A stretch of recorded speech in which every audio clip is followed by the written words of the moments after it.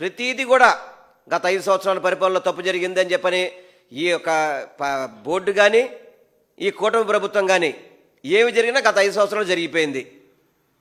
కల్తీ లడ్డు అని చెప్పారు. ఎక్కడైనా ఆధారాలు ఉన్నాయా? సాక్షాత్తు ముఖ్యమంత్రి నోటమ్మట మాడతారా తెలుగుదేశం పార్టీ ఆఫీసర్? సిగ్గులేదు మీకు? దానికేమో సనాతన ధర్మ నాయకుడేమో వెళ్ళిపోయి అక్కడికి వెళ్ళి మీటింగ్లు పెట్టి ఊగిపోతుంటాడు. ఎక్కడైనా ఆధారాలు దొరికినా ఇప్పటివరకు ఎక్కడైనా కానీ? పరకామణి కేసు పట్టుకుంది ఎవరండి?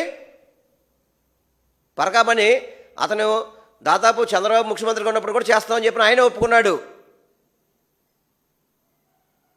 జగన్మోహన్ రెడ్డి గారి ప్రభుత్వంలో సీసీ కెమెరాలు కానీ అధునూతన మన పరకామణి భవన నిర్మాణం కానీ ఇవన్నీ చేపట్టి అతను దొరికాడు. దొరికి అతను పట్టుకొని అతని దగ్గర రికవరీలు చేసి అన్నీ టీటీడీకి అప్ చెప్తే దాని మీద మళ్ళీ బురదల్లే పరిస్థితి. మళ్ళీ ఈరోజు కొత్తగా మళ్ళీ గోవిందా 50 కిలోల బంగారం మాయం అని చెప్పంట. మీకు ఇదే పనా? నిజంగా చెప్తున్నాను మీకు అందరికీ, నేను బిఆర్ నాయుడుకి కానీ వెంకయ్య చౌదరికి కానీ చంద్రబాబు నాయుడు గారు కానీ పవన్ కళ్యాణ్ కానీ కూటమి ప్రభుత్వంలో నాయకులందరికీ కూడా మీకు నిజంగా కనుక ఇంతకుముందు చెప్పి మళ్ళీ ఇప్పుడు చెప్తున్నాను, మీకు రాజకీయంగా ఎదుర్కోవాలంటే దేనికైనా మేము సిద్ధం. వైఎస్ఆర్ కాంగ్రెస్ పార్టీ తరపున రాజకీయంగా దేనికైనా సిద్ధం. రాజకీయాన్ని వెంకటేశ్వర స్వామితో ముడిపెట్టబాకండి. కోట్లాది మంది భక్తులు ఆయన్ని నమ్ముతున్నారు. అటువంటి భక్తుల మనోభావాలు దెబ్బతీయబాకండి. ప్రతి ఒక్కటి కూడా మీకు పరిపాలన చేత కాదు. ఒక భక్తుడికి సరైన సౌకర్యం చేయరు. ఒక భక్తుడికి సరిగ్గా దర్శనం చేయించే అవకాశం కనిపించదు. చిన్నపాటి భక్తులు కనుక జనాభా పెరిగితే ఉక్కిరి విక్కిరి అయిపోతారు. దేనికి మీరు పరిపాలన చేసేది నాకు అర్థం కావట్లేదు. ఎందుకు మీ పరిపాలన? అసలు మీ పాలక మండలి అవసరమా? అసలు దేవదేశానికి పనిచేస్తుందా? తిరుపతిలో అధికారులు పనిచేస్తున్నారా?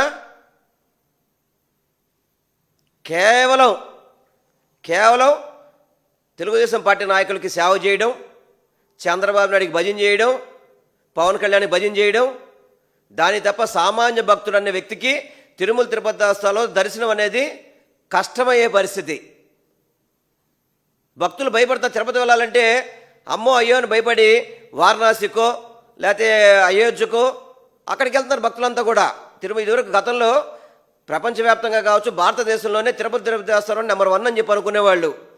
అటువంటిది ఇక్కడికి వస్తే సరిగ్గా వెళ్తామా లేదా, దర్శనం అవుద్దో లేదా, ప్రాణాలతో వస్తామా లేదా అనే విధంగా మీరు పరిపాలన చేస్తున్నారా మీరు తిరుపతి దేవస్థానం వాళ్ళు? ఇది చాలా బాధాకరం. నేను మీ అందరికీ ఒకటే అప్పీల్ చేస్తున్నా, దయచేసి పరిపాలన సక్రమంగా చేయండి. వెంకటేశ్వర స్వామి మీద కానీ వెంకటేశ్వర స్వామి గారికి గతంలో ఏదో జరిగిందని చెప్పారు, వెంకటేశ్వర స్వామి మీద ఆ భక్తుల మీద కానీ వాళ్ళ మనోభావాలు దెబ్బతినే విధంగా ప్రవర్తించబాకండి.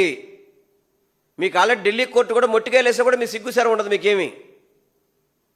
గతంలో కోర్టు మొట్టికాయలేసింది. ఒక ముఖ్యమంత్రి స్థాయి వ్యక్తి ఎలా మాట్లాడతారో ఆధారం లేకుండా అని చెప్పని.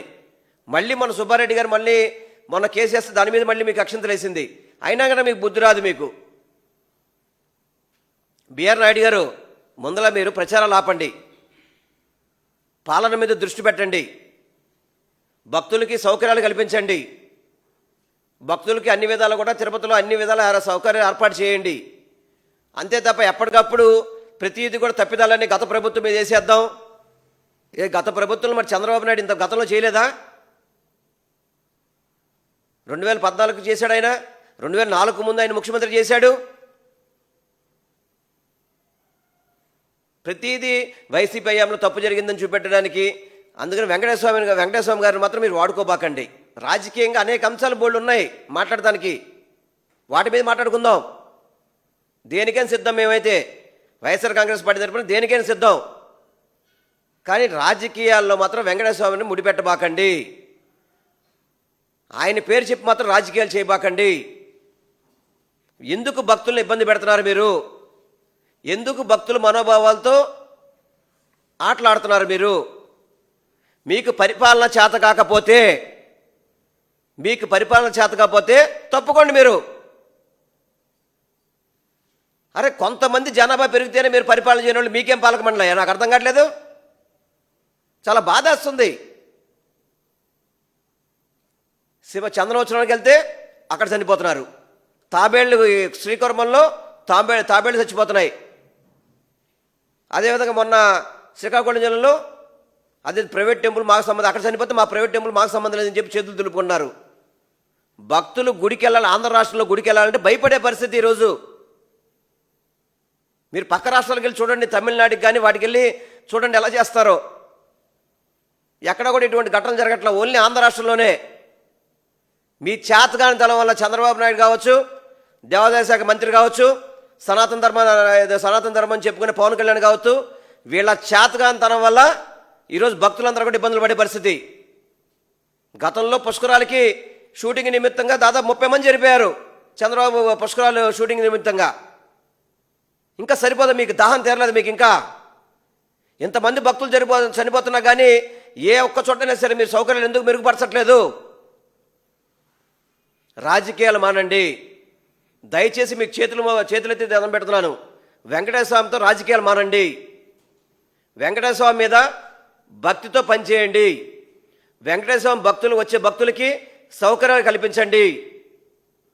అంతే తప్ప ప్రతిసారి రాజకీయం చేద్దామంటే మాత్రం వెంకటేశ్వర స్వామి చూస్తూ ఊరుకోడు. ఎవరినైనా కానీ ఎవరిని కూడా చూస్తూ ఊరుకోడు.